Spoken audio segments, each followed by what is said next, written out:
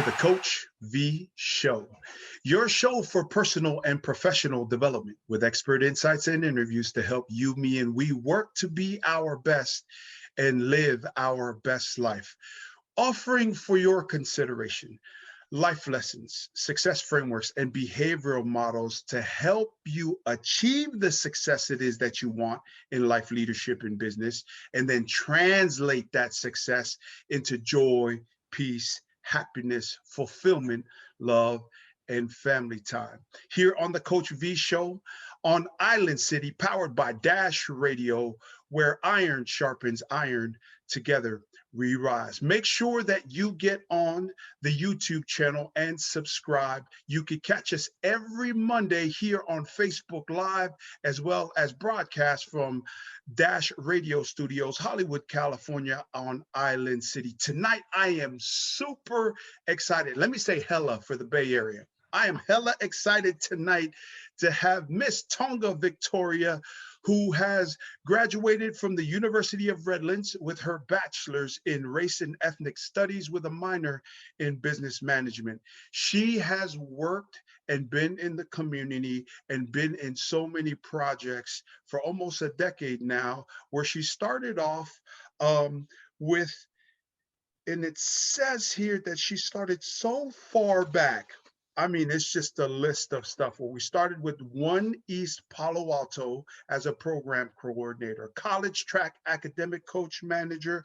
She was also with the Live in Peace, Inc. as the operations manager, also in E.P.I.C, E.P.I.C Leadership Development Manager in Los Angeles, California. She's also been with MORDI Tonga Trust Communications Officer in Havelu, Tonga, as well as lecture presentation for the Honorable Frederica Tuita, project manager in Nuku'alofa, Tonga, and Get Involved Foundation. She was a project manager also in Palo Alto, California, and the D4OA Studio Consultancy, freelance consultant back in 2019. Today, she is currently part of the YUCA, housing organizer for East Palo Alto. Tonga Victoria Books as the owner, and now is the reason why she caught my eye a month ago, and I invited her to be on the show because of the deal of deals right here. Coach V got his own book, but it ain't got the literary tempo of this baby right here. It's called Hyphen America. Coach V Show, family and friends, welcome to the show.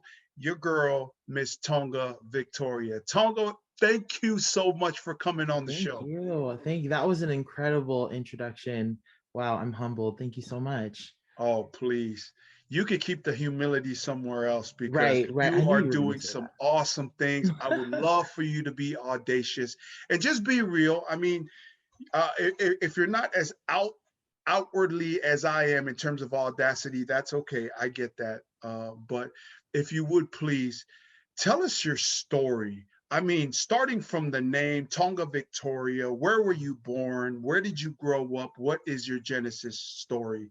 Please, Tonga. I mean, it's a big question, and I'm happy that we're starting with a big bang. Hello, everyone. I am so excited to be here tonight. My name is Tonga Victoria.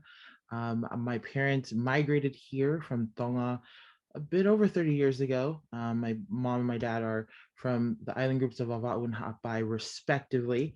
And I grew up here in the Bay Area. Oh, we need names. Because that's what the first thing my parents are going to be like. You're absolutely right.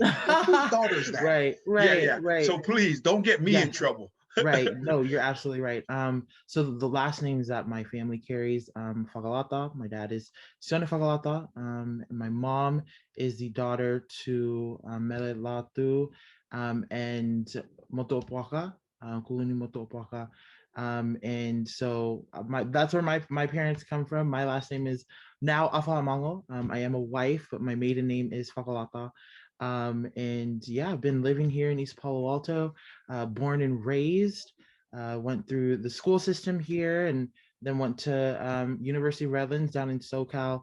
And, you know, even thinking about that experience, I dreaded the first day of school when the teacher is like a new class, new teacher, and they're going down the roster of names. And I literally conditioned myself every day every first day of school to go up to my teacher and tell them that my name, although it says Tonga, it's actually Victoria. So I went by Victoria since I was a little girl, and then kind of transitioned into the name Tonga my senior year of college. Yikes. So that kind of gives you a little glimpse of kind of the identity battle and struggle that I had growing up. And that's really what prompted and inspired the title of the book. Not so much the story, but the title of it. And so when I was in college, I went to Tonga for the first time. And I think as all first timers, it was such a culture shock. So much so that I dropped out of college and lived in Tonga for a bit, and came back, and I was an intended business major, but just my experience in Tonga led me to switch my major up, which is why I got my degree in race and ethnic studies, and really kind of emboldened me to take on this name Tonga.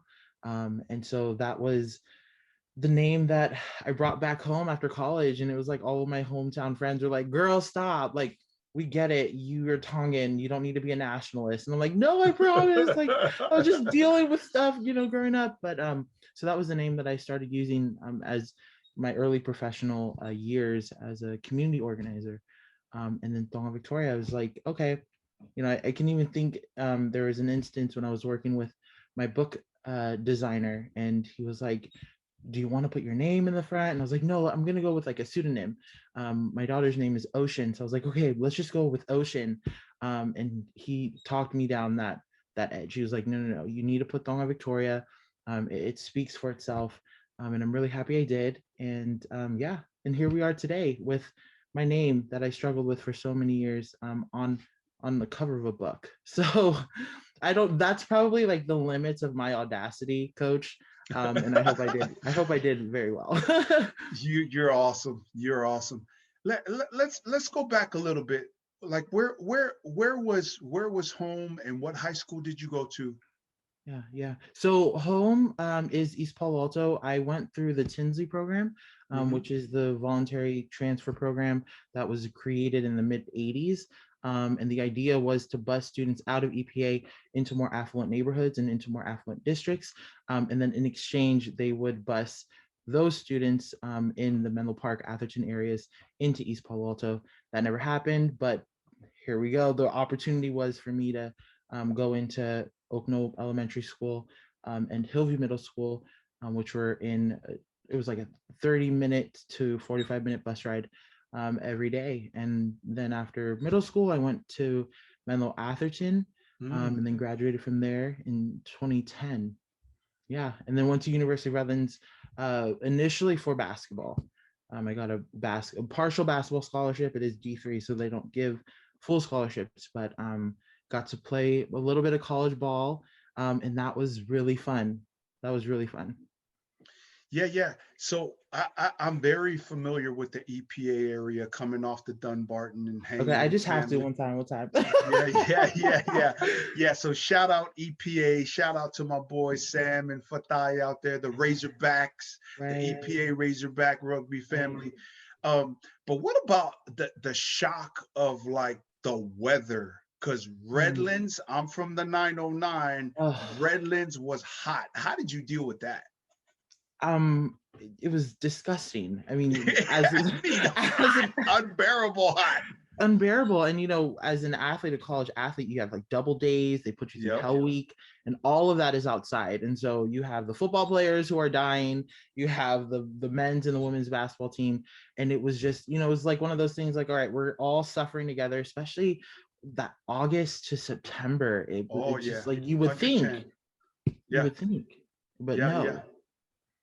And then you told me upon initially meeting you, because there's a cat that I went to church with at the Pomona First Tongan Methodist in Pomona Valley, Peter Tupo, and you mentioned how he helped you acclimate. Talk about that.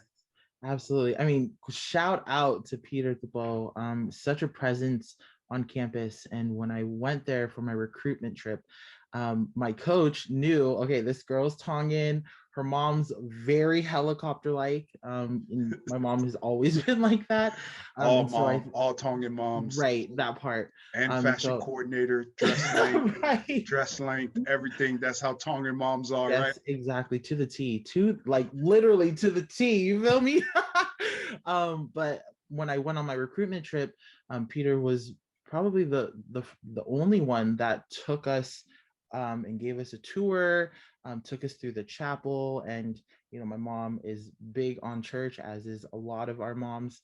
And then afterwards, or even in the beginning, we just did like that genealogy, and found out that he is first cousins with my former Faifekau here in Robo City. And so it was just my mom, it was almost like, okay, my mom gave Peter the blessing of having Right, me at the school. right. And then so you went through all of these program directors, coaching, and right away, what got me right away, and this is mostly because I didn't speak proper English. I mean, I spoke slang. Ebonics is what a lot of the academics might call it, right? But you were just so articulate, like right off the bat. I really felt that from you. And then upon reading your book now, I'm like, wow, just a different level of literary style, approach, and art. Where there is art is in the eye of the beholder. Where the heck did that come from?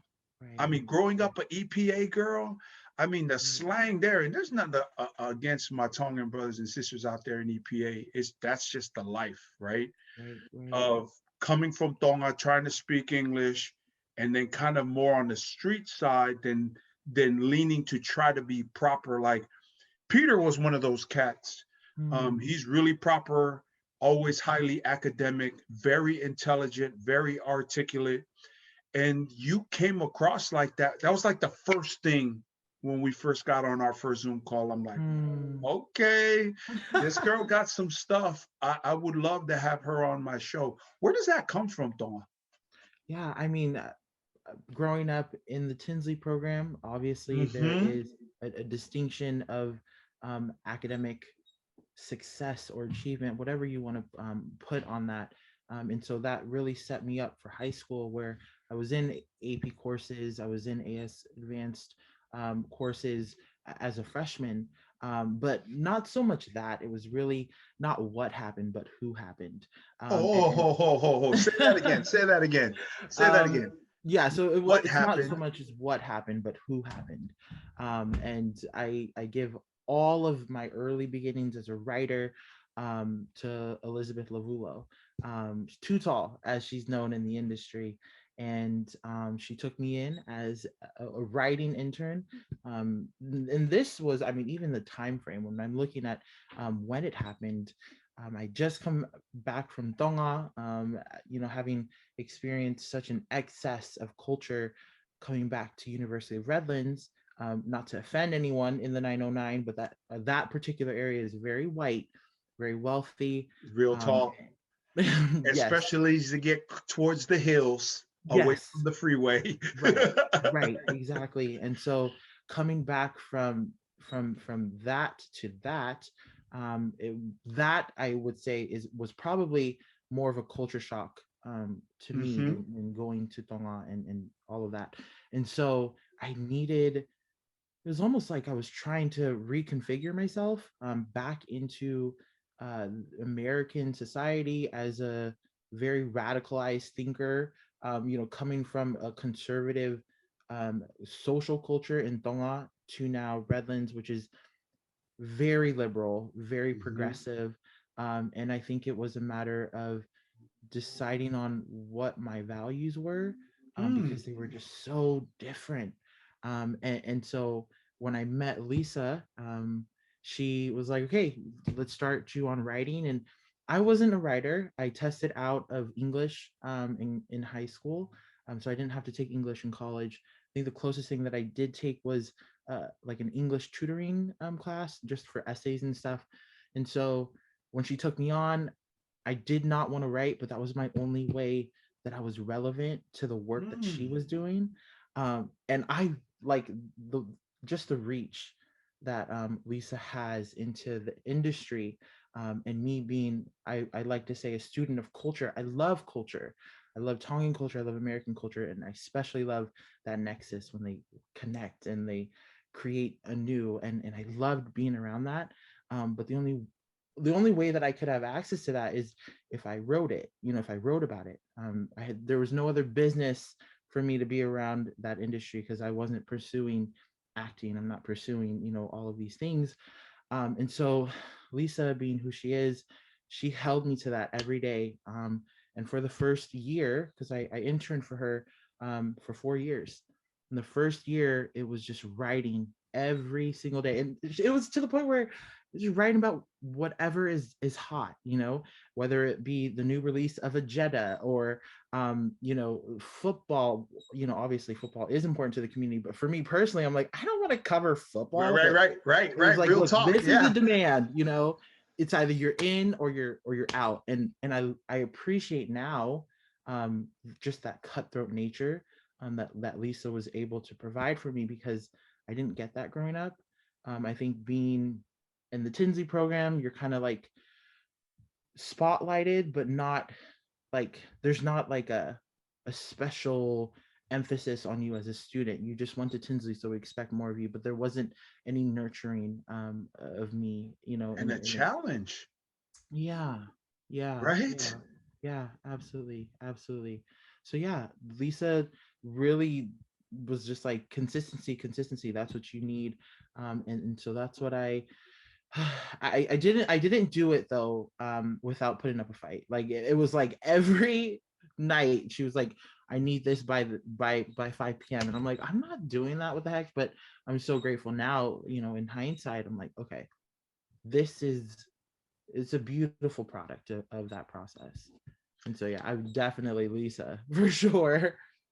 Yeah, yeah. So it sounds like, you know, there's so many times that we go through periods and stages of metamorphosis, change, birth, rebirth, renaissance, Mm, reevaluation, reconstruction, right?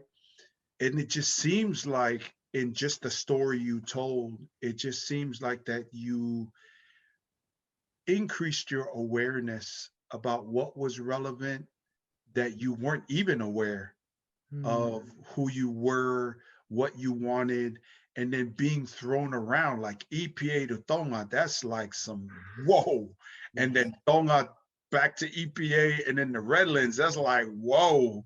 Yeah. Not just in terms of the mentality and the culture. I mean, it almost feels like EPA and Redlands is a different world, does it not? So now you started to now choose, because of the myriad of experiences that you were having, like who you are. Right. What did that feel like? And is it still going? Yeah, I I mean, mean, I that's mean, exactly, talk me through that in yeah, the I mean, audience, that's please. absolutely, that was my response. Like, I'm still going through that. Mm-hmm. I think, though, I have become more solidified and more comfortable in the thoughts and the opinions that I continue to form every day. I listen, honestly, I listen to such a variety, such a range of voices when it comes to, political discussions, political discourse, um, things within my own field that I'm working in currently, which is housing. I do housing justice for my city of East Palo Alto, and so I'm making sure that the voices that I'm listening to that are edifying me, both theologically and also in the world, um, I think it's just making me into a well-rounded person, and that is something that I've always wanted to be that person who can just at the drop of a hat be able to talk about issues, and not fake the funk. Like, you are actually you're knowledgeable about what you're talking about, and Mm. I would say that that is something I strive for every day. But I think the discomfort and the challenge is when I'm in public spaces with other folks who have different opinions, who have a certain tenor when they are speaking, that can be a little intimidating for me. And so I'm working through that. But I think for the most part, what I'm going through right now is just like solidifying it within myself. And then hopefully soon, I'll be able to be more vocal, um, and also just be more secure in myself. Mm. And it's interesting. I love that. And it's also so intriguing because I often coach my clients and the companies that I deal with that change is actually a metamorphosis within, which is the spirit, the soul, your emotions, and your mentality with outward performance and result and Hmm. outward performance and results. So now you're with someone, Elizabeth, where she's asking you to be on her schedule and you had to change and your performance and the results had to come in writing. Hmm. Now, what's that like? Yeah. Um, and I Because think now it's not you. There's like a performance part to right, this change and right. this demand and this challenge. What's that like? Yeah, I mean, I think when one is writing, when they're going in front of a piece of paper, it can be blank, and they are tasked with writing either a freestyle or you're prompted to write about something. There's that fear that I don't know what to write, or I don't know how to write it. Like, let me make it stylish. And I think that was a lot of my insecurity that I had to deal with, um, very quickly, because at least I don't wait for nobody, you know. Mm, And again, it's that cutthroat nature where it's like you're either in or you're out. And inclusive to that was on your own time when you're back in college and you're in your dorm. um, you need to get comfortable with this being a skill of yours. And being that I was an ESL student, I think for the first 11 years of my life, English as a second language student, that it caused a lot of hidden trauma, for me. I can pull from memories, about me just being so embarrassed to read out loud in class, right. to write. And so when I began to work with Lisa, those are the things that I had to unpack for myself. And I never saw writing as an art. Um, I do now, and I think that's just more of the creative element to it. And writing just in general was very scary for me. And Mm, so I think when I kind of, and it took, mind you, it took 6 years to write just this book. And the book isn't that long. It's like just over 200 pages. And so that 6 years, was majority of that time was convincing myself that it's a good story, you know. right, right, right, um, right, right.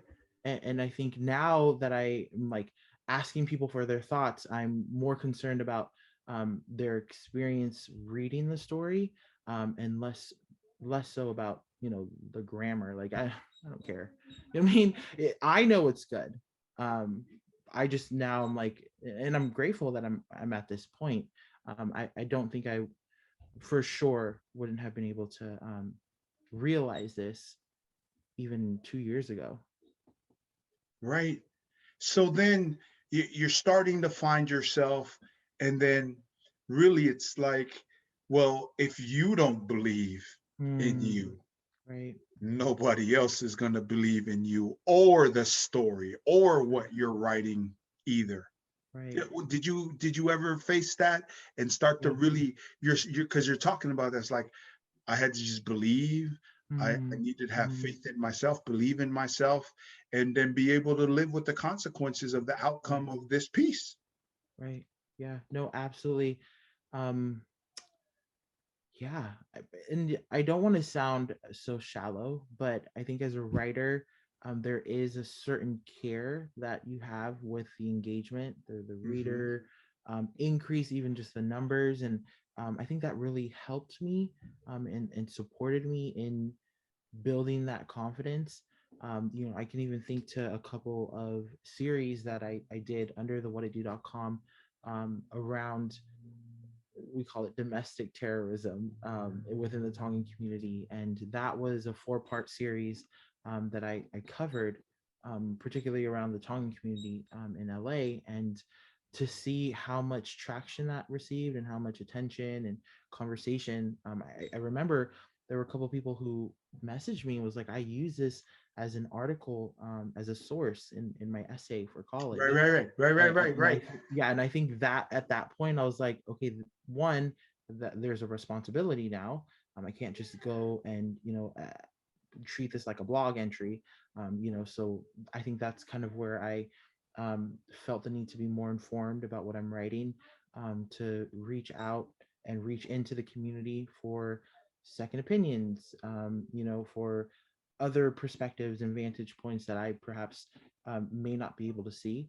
But I think when it now was involving other people and they were using my work as like the authority in their argument, I'm like, oh wait, hold up, let Yeah, me yeah, pull back real quick. yeah, yeah, yeah. So then you went from believing in yourself, but now you feel validated, Yes.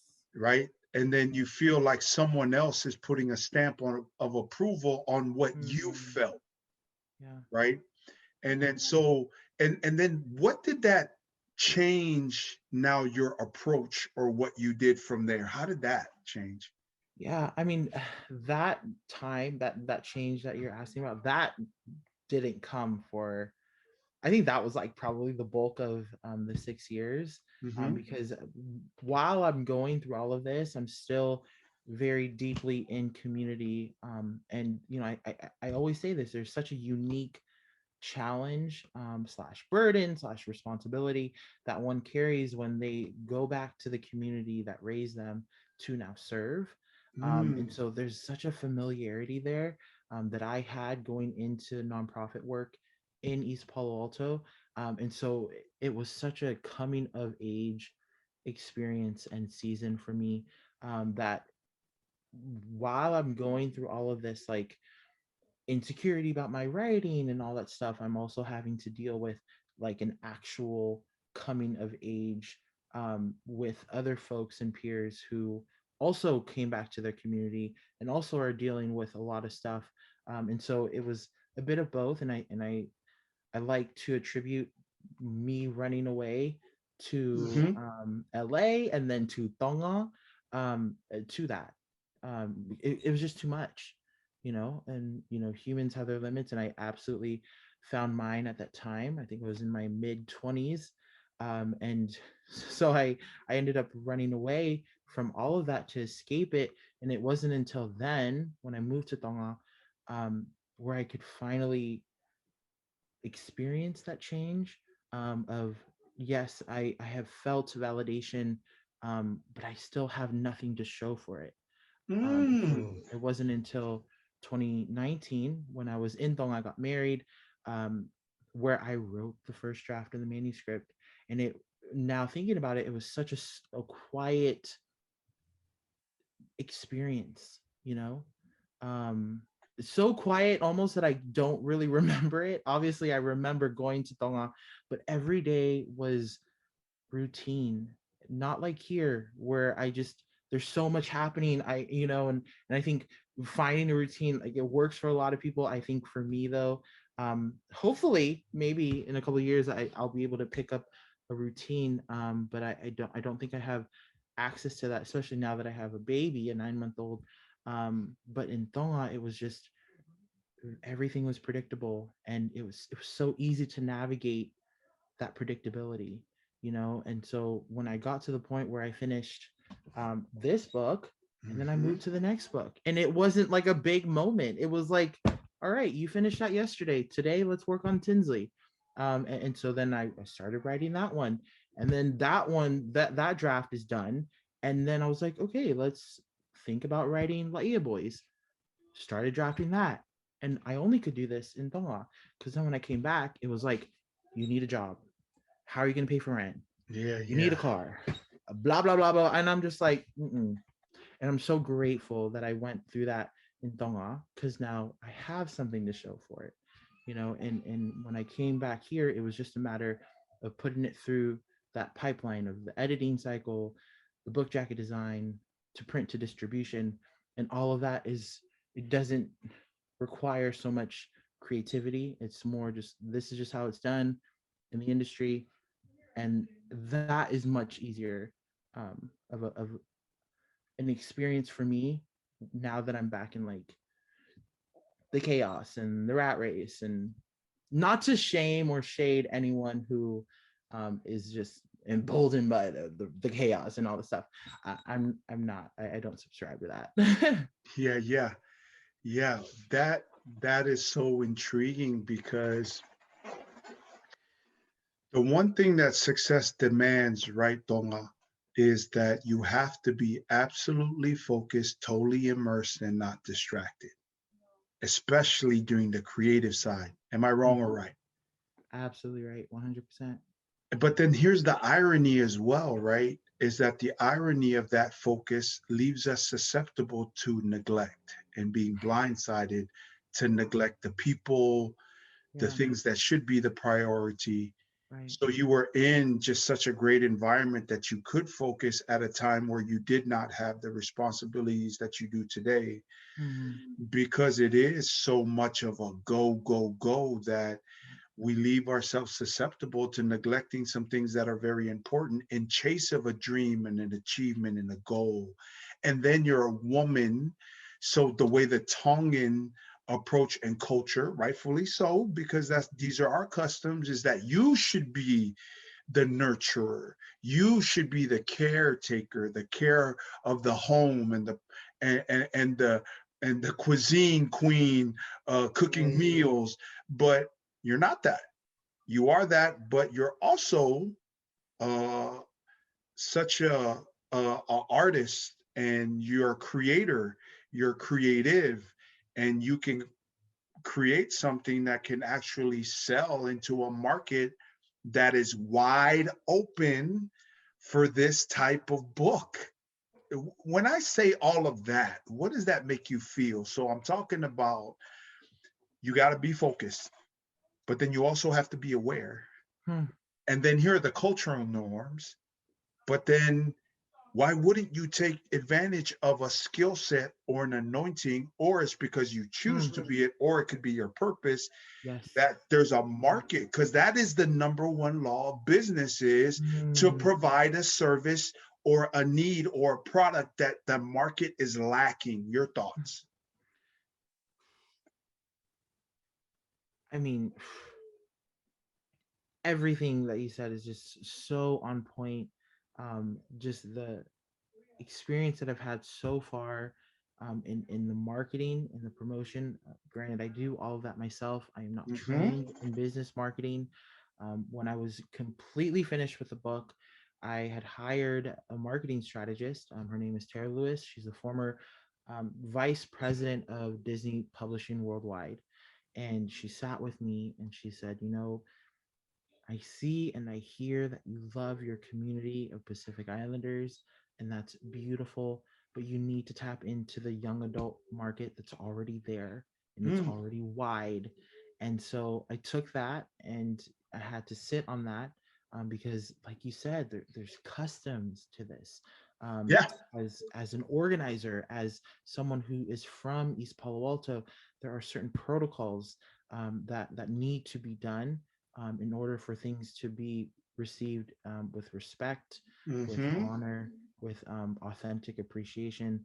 And so that was like the line that I was straddling, um, because she was like, you need to go on Goodreads, everything needs to be on Amazon, you need to reach out to your local bookstores, which is still part of the strategy. It's just not the jumping off point. And so I needed to make sure that when I did put this on Instagram for the first time, that I was adding folks who are part of my ethnic community, part of my cultural community, Hmm. but perhaps may not be readers. Right, And that, right, right, right. right. That's the irony of it, right? That's Okay. the irony. Right.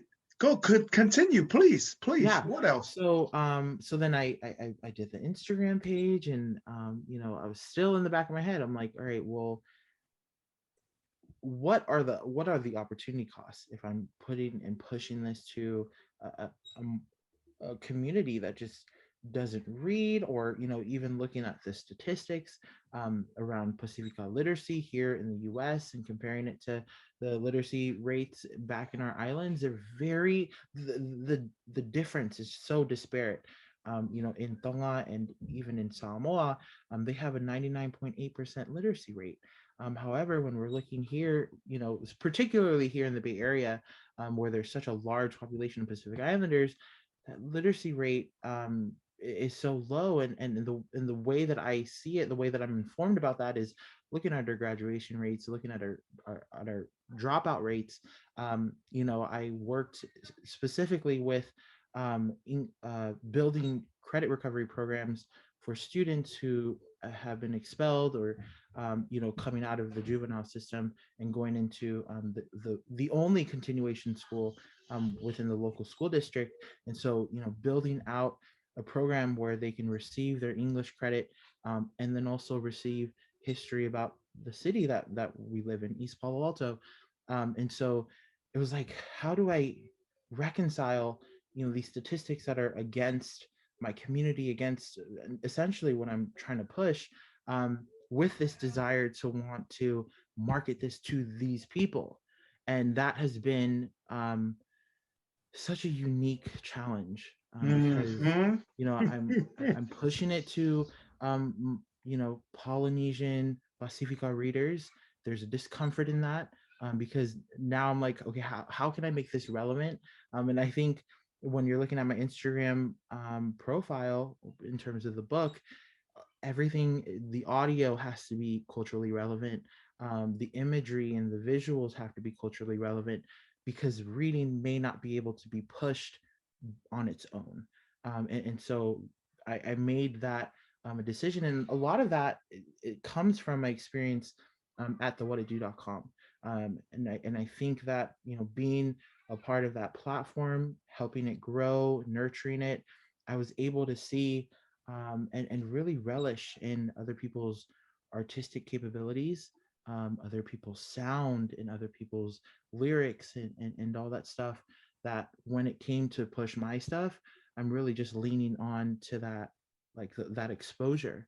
And I think that's what makes, at least for me, makes this promotion marketing season so much fun, because now I'm connecting something that is perhaps not relevant within our community, but I'm connecting it with things that we love. We love our reggae, we love our music.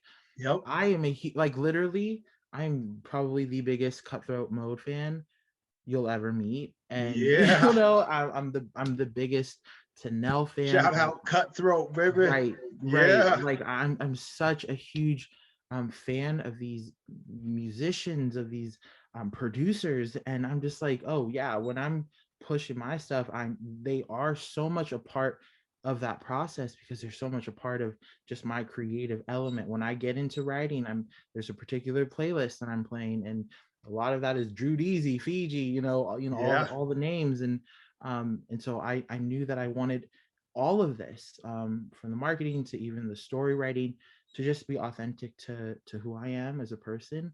And I hope that when people are reading, when they're looking, viewing the content, that they can kind of gauge my personality, and engage kind of like my artistic capability. And I know that's like, it ranges, because it's like, okay, you do the editing, you also do graphics, you write, and I'm like, man, I never thought that I'd be in a position to really, use the skills that for so long I'm like, how are these connected? And so I think that's absolutely been a really beautiful experience.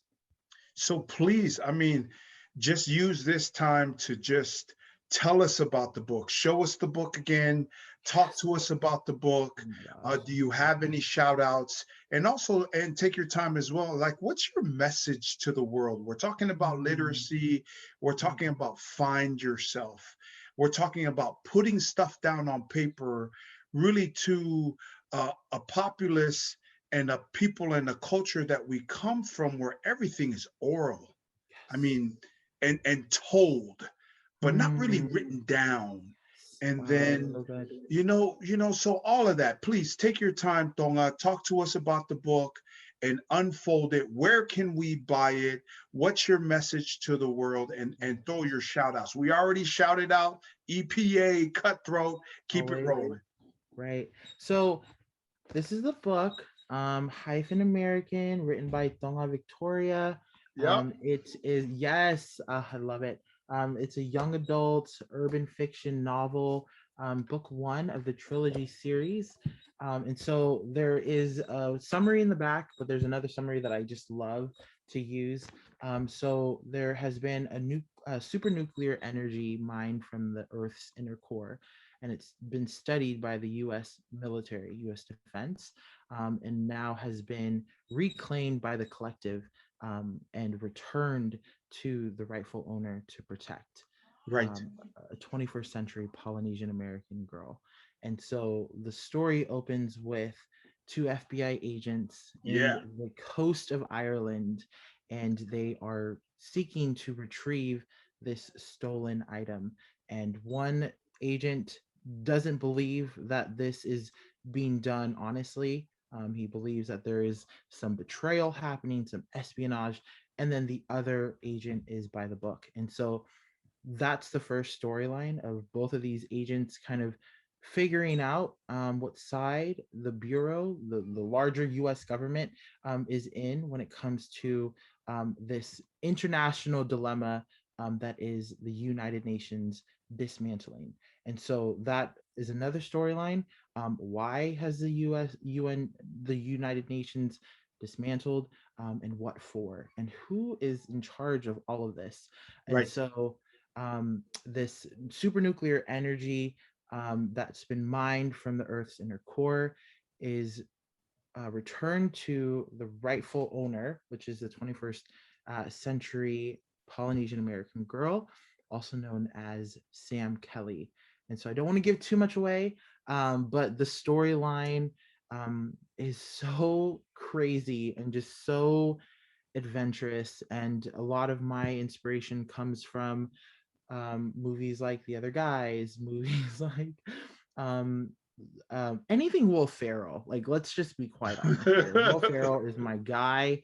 I would love, like, just to have a conversation about his, comedic timing and his, just the way that he can take a conversation and just blow it up, to such high comedic proportions. I think is just amazing. Like, that's true art to me. And so yeah, Hyphen American book one, you can go and buy it, purchase yourself a copy on my website, I Tonga bought my Victoria copy. Books. I bought Yes, my copy too to all the yes, fans out there, and I'm loving it. Go ahead. yes. And, so yeah, TongaVictoriaBooks.com. You can go ahead and click purchase today and then smile because you are literally almost an owner of a copy of the book. So I'm really excited about that. Some things on the horizon. We are building out, an audio book or an audio drama, as I like to call it. And I use the word we because there are a cast of readers, that I've tapped to be a part of this very special project, that we hope to give to the world, in April. And so that's another leg that, has is just growing, and we're really excited about that. And then also the podcast, and it'll be featuring, a special host. I won't give that away yet either because we're still in the design phase of that, but that, will be dropping as well next month. And then I think the most important thing for me, as someone who's worked in, the academic systems and the pipeline, is to introduce this book as an option, to Mm, diversify student literature, across America. And so being that I'm from East Palo Alto, being that the main character, of the story is from Nairobi. For those who are historians, know that East Palo Alto was once up for a name change, and that name change was to be Nairobi, as a way to distinguish themselves from our neighboring city of Palo Alto. And so there's so much richness to that story, and that's also another project that I'm working on. But East Palo Alto, I'm East Palo Alto grounded. Everything that'll come from this project will start in East Palo Alto. So I've been meeting with um, principals and educators here locally to try and introduce this book. If not this book, then Tinsley, and getting this book as well to the local Pacific Islander Student Association chapters, both here in NorCal and then also in SoCal. So building out a curriculum, hoping to build out also a book club where we can just read to enjoy and read to be entertained. So yeah, that's pretty much the essence of the book. Just quick shout outs. I want to shout out my executive producer, my right hand woman from day one, Honorable Heimana Kaiser, formerly known as Honorable Heimana Vaya. Since day one of this project, she has been such a consistent supporter, even when I did go to Tonga. And she is actually the forward. She wrote the forward for the book. I saw that and I read that. Yes. Is What she were on your thoughts? Facebook? May I Because ask? I tried to look her up because I'm like, both of these two gals can write. Yeah, I mean, she's fabulous. She's such a powerhouse. She does Mm-hmm. have a Facebook. I'm not sure though if No, she's don't using say that. it on there. I'll catch it after. Okay, cool. Okay, cool. Yeah. Yeah, you're right. And then I also want to shout out my bestie, Crystal Bradley. She is my daughter's godmom, and she as well has been down with this project since day one. My roomie for life, Cadence, who y'all may know, she is an artist. She is a creative in her own right, and she's Cadence, honestly, who went to Sac State? I think she yeah. went to and she's a Mhm. singer, right? Yeah, she is. Yeah, yeah, Yes, yeah, I've had a chance to be around her and her family. Great family. yeah, Are they yeah, out from Stockton, yeah. Modesto, Mm-hmm. out here, right? Yeah. Oh, Yeah, yeah. yeah, She was your yeah. roommate? She was my roommate. Yeah, so she was my roommate, and we were both working for Lisa. So Lisa kind of coordinated that. Was like, hey, Cadence, come out, move out to LA, and so we did that, and it was such like there. Everyone needs a Cadence in their life. Just very supportive, and then just very strategic in her thinking, and Mm. she's such a unique little bird. I love her. Right on. Shout out to Cadence. Yeah, Yeah. shout out to Cadence, and my family. Shout out to my husband, my daughter, my baby Who girl is your Ocean. husband? Who marries a Tonga Victoria? Right, Who right. is a man's man in the Tongan No, land it's that who can married marry a Tongan Sungalu. Victoria? Who is it? Who is his Yeah, name? yeah. So his name is Sungalu Afa Mango. Sungalo, And shout out to you, brother. yes, Yeah. yes, Sungalu Afa Mango. Him and I met him literally the same time that I met Jesus. So I got Amen. baptized into the Pentecostal church at 19. And then I met him while I was in Tonga. And, skeptics would believe that I dropped out of college to live in Tonga with him by. But yeah, Listen, look at he's my all these husband. rumors Right. surrounding These us rumors. every day, right? That's Right. Tonga And you Central know right what? Like, there. I share all of that because I think I'm well removed from that part of my story. So Right. please don't edit that out. Like no need. No need to edit that out. Oh, gotcha. Um, but my husband, shout out to him. Yeah. When I was in Tonga, I had no job. I was just recently married, and I'm just like, I always tell him like, yeah, when you marry an American, you think that they got a job, they got like money. Like Right. I'm so anti that, and I'm sorry. Like I'm so sorry. Yeah. And then what about your message to the world? 2 to 3 minutes. What Yeah. is it on your heart that you want to share about life, leadership, the process of soon to be a world-renowned author. I love how you're talking about getting this into the curriculum, because there's some four-letter words in here and there's some slang, but it's real and it's Mm, real talk and it's so much action. Um, and I love the tempo of it, and the fact that it's like a Netflix reel where there's not just, it's like there's this Polynesian dad, USC Hall of Famer with these two Agent Cortez, and right. I mean, it is just intriguing for a dude like me who reads all the time. I was just swept by that. But before we get to that on the hot seat, well, like, what is your message to the world, Tonga Victoria? yeah, I mean, I think I want to first start with Pacifica writers. We are all writers. I think you were alluding to that earlier about being storytellers, and that writing is anti-cultural to an extent, Mm, where you originally, we are um, orators, yeah, and yeah. so to have someone who is writing, and I was listening to a Harvard professor who was sharing about this, that when you're taking something that is shared vocally and you're putting it to paper, there's a loss in translation, a loss in emotional capacity that you just can't Mm, capture as a writer. But I do, and I, like you said, for your consideration, mm, that's right. would like to offer up that everyone is a writer. I think probably the biggest feedback that I've received from this book is people telling me, like, I've always wanted to write a book. I have this story, in me, just don't have the time, or whatever the case may be. And I always have to tell them, like, if we really believe that we are storytellers, then of course you have a story inside of you.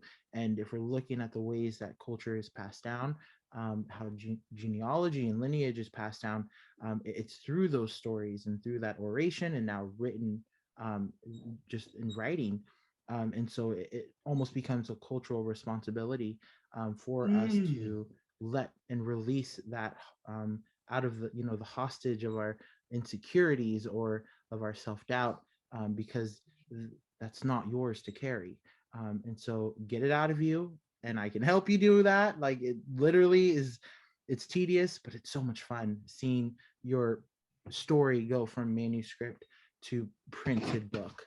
And so that's my message to those that are listening, those that, there's a story kind of brewing inside of you, to get that out. There's so much growth and so much honor and respect, just waiting on the other side. Yeah. no, I That's love good. that. I love that, and thank you for sharing that, Tonga Victoria. Like, just sharing and being transparent about this whole process of finding your God, finding your husband, your soulmate, and then having kids, but yet going on this journey and daring to. It's so inspirational and so motivational. And then to pick up, to get it just 2 days ago and then chop it up every night, because we've went a while before we did it, but we were going into like 14 to 15 days just sitting down reading together as a family for 20 minutes. Mm, And then Christmas happened, and then New Year's happened, and then I was like, hey, I got a new book, let's just start back up again. So we started a couple nights ago. So thank you for coming on the show. And at this portion, everyone, you know the deal. We are on the Coach V hot seat. We're going to take Tonga Victoria and put her on the Coach V hot seat, where I just say a phrase, talk about a subject, and she's going to tell us what comes out of her authentic author of a self from EPA self, of what she thinks about the subject matter. Number one is, and I wanted to talk to you about this. Where did you figure out? And then you bring up Cutthroat, and I'm like, you got this literary tempo to your writing where mm, you bring in like whole different scenes and two different playlists, and then add a playlist. And then now you're just intrigued to be in this, and you jump from world to world to world. Where does that come from, and why use that style particularly in the book? Oh my gosh, that's such an easy answer. Tava, time and space theory, the way that us indigenous Tongans, our ancestors told time. The great Augustina Mahina, who created and really analyzed Tava, time spatial theory, believed that everything is connected through those beats or those marks. And so that was the reason why there's 6 marks. And I think about it in the sense where these characters can be anywhere in the world. They can be in Ireland, they can be in Carson, they can be in Washington, D.C., they can be in the depths of the Byway and still be connected because they are literally in the same mark. They're literally in the same beat of time and space. And so it's not until you get to Mark 5 where finally the characters are in the same city, even in the same room. And looking back to those prior marks, you don't really get a sense of that disconnect. And I want to really appreciate the Tava theory and my way of understanding it, the way that I've studied it within these past couple of years. That's really attributed to that mindset that everything is connected. You can be wherever. The time zones, I don't know if you caught that, but every heading has that time zone, and that was very intentional as well, to both draw out just the differing times, but then also see how everything in the story in regards to the character, the plot, and the way that progresses, as connected. Everything is connected. And even thinking about the book reviews that I've received so far, they're like, wow, yeah, I was confused for a little bit because everybody was everywhere, but by the end of the book, you just sit back and you're just like, wow, like, can you hurry up with book 2 is basically the essence of that conversation. Yeah, real talk. So that's my next question, that even though we think things are not connected, if you give it enough time and let life be patient and allow things to unfold in your life, leadership, business, your sport, or your relationships, you will see why it should be the priority and that it is connected. Nothing happens that it does not happen to all of us. So what are your thoughts on that? So it's so good, and obviously I think me being much younger, and that's no shade to you, but I think I'm just speaking about my maturity. Right. You are absolutely someone that I admire, in just the way that you can pull from different directions of your life. I That's definitely of high esteem, and so I say that to say that I'm still learning that. I'm being a young organizer, a mother, and now a writer. Those things, even on a day-to-day basis, I'm like, how do these connect? Like, I'm going from city council public comment to now an interview on the Coach V show. How do those connect? And I absolutely don't know how they connect yet. I think I can see the theory behind all of this connecting, perhaps in 10 years, perhaps in 5 years. But right now I'm just like, I don't know. And it honestly causes a lot of stress, because I'm like, oh my goodness. But yeah, I think just honestly, that's such a great observation. And also, I don't know yet. Right. And then what about this aspect of that's why we should always do our best versus just worrying if the outcome will serve our interests? That's when we're all inspired and motivated and do our best. But okay, because now you speaking to a whole generation, right? Just the ripples of what you do. And that the thing that disengages and disconnects us is whining, complaining, blaming, being negative. I ain't never seen shit happen that's positive from negativity. There is nothing that I've seen, and that's why people are like, why are you always so positive? It's like, yeah, because I have the courage to be so. Because it takes more courage to be positive and do your best and give to people who are not They're not grateful for what it is that you do, but you do it anyway because we don't know the consequences. But I'll tell you the consequences of negativity and being an asshole. Nothing good comes from that. Your thoughts? Yeah, absolutely. Like I said, I feel like you're speaking to an entire generation. You know, we're so consumed with social media, and we think we know the ladder to success as almost a microwave pace, you know, but I don't think that's the case, especially now that I've experienced 6 years of this agony of not having this book done. And now that I do look in hindsight, like, man, there are so many times where I could have quit, you know, but that doesn't mean that I'm released from this lingering thought of maybe I could have, you know, created a book, you know, and I think that is even more depressing. And perhaps was the reason why I was so depressed, because I was so desperate to like get to that point. And I'm looking on social media, and I've always had to like tell myself, do not compare yourself. You know, do not do it. Do not do it. There's an anointing on your life. It's Steal not your on joy anyone else's comparing. life. Oh, it'll Ugh. steal your joy. Right, right, right. And you know, had I quit, you know, had I just decided not that I could, I felt like this was tugging at me for so long, and there was just, it wouldn't let me go until it was done and it was printed.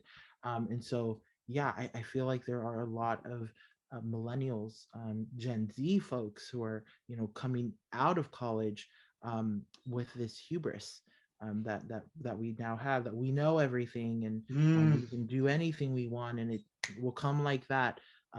Yeah, that's a very hard reality, especially when you like the sheet is, you know, it's, what's the saying they say, that it's the wool has been lifted from your Yeah, eyes. I the think that's what veil. it is. The The veil veil, has right? been The lifted. veil Yeah. has been lifted from your eyes, and now you're having to sit in that realness of that passion that you have, and it's literally every day deciding, all right, I'm gonna do this. I'm gonna put in that hour of writing. I'm gonna put in that, you know, those 35 interviews to find the perfect development editor. All of those things, you know, attribute to that desire to want to like feel the product, and then also share it with the world. And I don't Man, like that conversation. I think is so important for us young adults, us adults, to have and to be honest about. thank you so much. Tonga Victoria, thank you so much for your courage. Thank you so much for your example. You may not think of yourself in such an esteem, but know that many of us, even those that are in the prior generations, that we are so proud of you and really what you represent of the best of the next generation to be. And you're female, and that's okay, and that's why you're on the show. I keep looking at my shows. I'm like, I got all these male great people. Where my females at, right? So both of you are authors that I've had on this show, and I look forward to bringing even more. For everyone that's out there, please go give them the website again where they can purchase the book, please. Yes. So Tonga Victoria Books, Yep. my first name books.com. And then you can just click purchase today and it's on your way. Yep. And then what about your social media handles where people can get a hold of you, DM you, message you? How can they do that? Yes. So for all things Hyphen American, the trilogy series, the podcast, the audiobook, please follow official Hyphen American, spelled like that, official Hyphen American. And then for all things Tonga Victoria Books, the 2021 catalog of book projects that'll release this year, you can follow Tonga Victoria. Thank you so much again for coming on the show. Thank you to the audience out there for always chiming in. And then you can catch us on the YouTube channel. And also you'll catch this episode of the Coach V Show featuring Tonga Victoria on the Coach V podcast, which I'm the host, and this exact show is now on that podcast. It is of great importance for each of us to better ourselves, just not for the sake of securing success, but for the sake of being our best. In doing so, you realize that if you dream it and work for it, you can achieve anything that you want in life, leadership, and business. It is your girl, Tonga Victoria, and your boy, Coach V, right here on the Coach V Show. Thank you so much for tuning in, where iron sharpens iron. Together we rise. Until next time, much of atus to you all. Shout out E.P.I.C, Tonga, and also Hyphen America. Until next time, it is your boy, Coach V, here from the Coach V Show, where iron sharpens iron. Together we rise. Peace.